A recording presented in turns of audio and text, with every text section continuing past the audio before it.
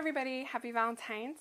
Today I am going to do something special for you. You guys know I love romantic comedies, and I did a whole defense of the romantic comedy on this channel. You should definitely check it out. I'll put a link down in the description. And I profiled what I thought were big mistakes in the genre and what they could do to make them good, and when they are good, what makes them good. So I really was proud of the video, so definitely check it out. And all of these movies definitely do it right and do a very good job of it. So let's get started. This is my top 10. Number 10, I have Tangled. And you might say, what? That's not a romantic comedy. It is a romantic comedy. Think about it. Flynn and Rapunzel meet. They don't get along at first. They have an adversarial relationship. They are thrust together. They have to learn to get along. And of course, they learn to fall in love with each other. I think it's classic romantic comedy. It's the first romantic comedy that Disney has ever really done. Love the banter between Flynn and Rapunzel. I feel like you really get to know them and get to know their hearts. I think the villain is great, Mother Gothel, because she uses motherhood and nurturing to manipulate, which is super wicked. And I think the lantern scene is gorgeous. I like the music. I think it's really fun. And I actually rated it as number 4 in my Disney canon ranking. If you haven't checked out my blog, definitely please take a look. I ranked and rated and wrote extensively on all the Disney canon, and I review a bunch of other movies, so definitely check out the blog. I'll put a link down in the comments, in the description section. Next up, I have one you might not have heard of, and it's called Enough Said, and this was made in 2013. It stars Julia Louis-Dreyfus and James Gandolfini, and basically Julia Louis-Dreyfus is a massage therapist, and she starts a relationship with James Gandolfini, not realizing that one of her clients is his ex-wife. And so his ex is always talking smack about him to Julia Louis-Dreyfus, and so she starts to get really worried about this person that she's dating.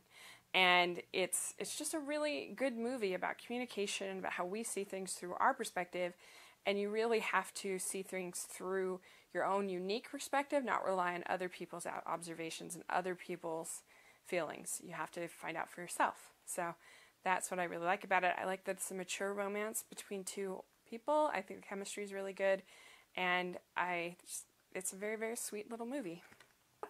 I have Bridget Jones, and Bridget Jones is so funny. It's so well written. It conquers a lot of different topics that the humor is, the romance is kind of secondary to a lot of the commentary and humor of things about weight loss and fashion and work and dating and sex and friendship, all of those things, even cooking. There's a lot of topics that are conquered, and they're done really in a really funny way and with great, really likable performances, and of course a winning story because it's based on Pride and Prejudice. Next, we have Notting Hill. And Notting Hill, I think, is so good at creating two characters that are really authentic, that feel really genuine. And I love the way that they talk to each other. You can imagine two people that are actually like this, that exist. It's definitely a meet cute, but I don't think it's too bad. It feels fairly natural that someone could meet that way. And I get a little tired of the roommate after a while, but other than that, I love the group of friends that Will has, and when they're first meeting Anna for dinner, that conversation and the way they talk feels so authentic to a group of friends, and I wish I could be in that group of friends because they seem super cool. So, and I think the more just straight out comedy things like the Horse and Hound and stuff is funny. It makes me laugh. So overall, it's just a really winning, cheerful, fun movie. Next up, I have Sabrina. And I think Sabrina is one of the best remakes that they've ever done. I think it actually is better. I mean, I love my Audrey, don't get me wrong. It's still really good, but I think that Harrison Ford is a significant upgrade from Humphrey Bogart. Because Humphrey Bogart, you could tell he was not interested really in it, and they didn't have very good chemistry between him and Audrey because of the age difference. And so I actually think this is a little bit better. I love Harrison Ford in it. I think he's really vulnerable. I think he plays a convincing boss. I like the chemistry between him and Julie Armand. I think Julie Armand is really good. I think she pulls off that sort of awkwardness that a lot of times in these kind of movies, when they're supposed to be the ugly girl or the awkward girl, they don't really pull it off. But what she does is, because she's still pretty, but she's just really shy.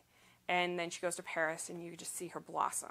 And that feels actually pretty genuine, and it's so beautiful. It makes you want to go to Long Island. It makes you want to go to Paris and, you know, walk on the bridges. And it's just, I think Greg Kinnear's really good in it. I love it. I think it's great. Next, I have You've Got Mail. And I love Nora Ephron. She's sort of my literary muse. She is my literary hero. I think she writes dialogue so well. I love her characters. I think this movie has such great commentary on work and how work, a lot of times in our society, is your identity. It's who you are.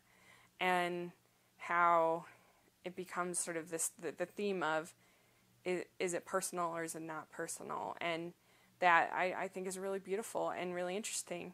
And I also think it's a really interesting movie about writing and how we sometimes can share our souls better through our written word than we can through our conversation. And these two people fall in love with each other over their words more than anything else, and I really like that. So I love the chemistry in Tom Hanks and Meg Ryan. I think Greg Kinnear's really funny in it.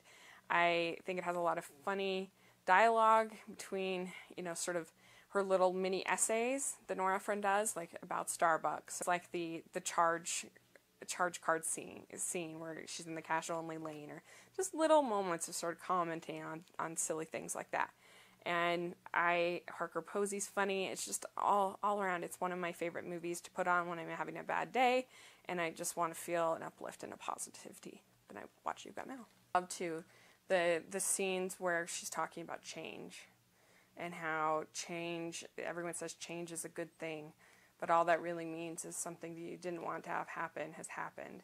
And that is totally true. Like I said, I love it. Okay, next I have Silver Linings Playbook. And Silver Linings Playbook is lots of good movies all at once. It's a family drama, it's a relationship drama, it's a mental health story, it's a sports movie, it's a dance movie, it's all of these, it's a romantic comedy all melded into one, and I think it does them all well. I love Jennifer Lawrence and Bradley Cooper in it. I really appreciated the way that they treated mental illness in it. It's funny, but it's not insulting. It's just well-written dialogue, and it's, I love obviously Robert De Niro, Jackie Weaver, Chris Tucker's even good in it, which is amazing. It's just, you see two people grow little bit by little bit by little bit, and it's just, it's great. Okay, next I have one of my probably my favorite comedy ever made. It's definitely in the top 3 for me, is Clueless. I love it.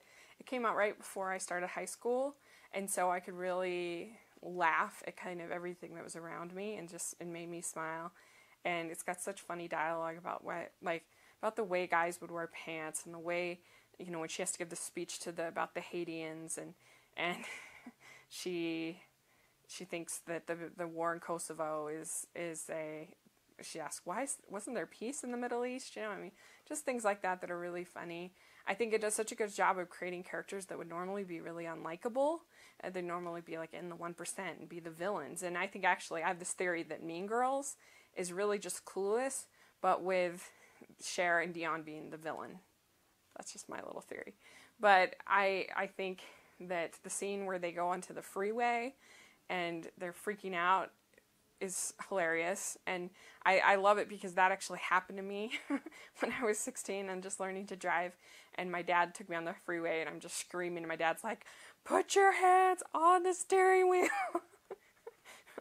And so I love it. I think it's great. Paul Rudd's great in it. Brittany Murphy's cute. It's one of my favorites.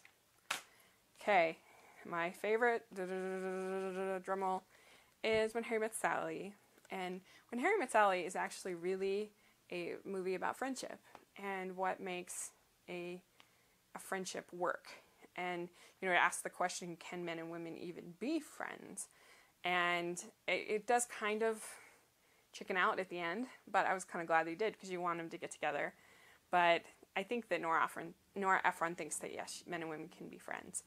And I love just all the dialogue is so great.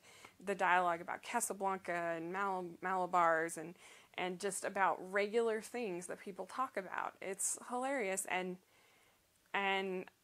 scenes, of course, there's the scene in the diner. There's the ending is so good.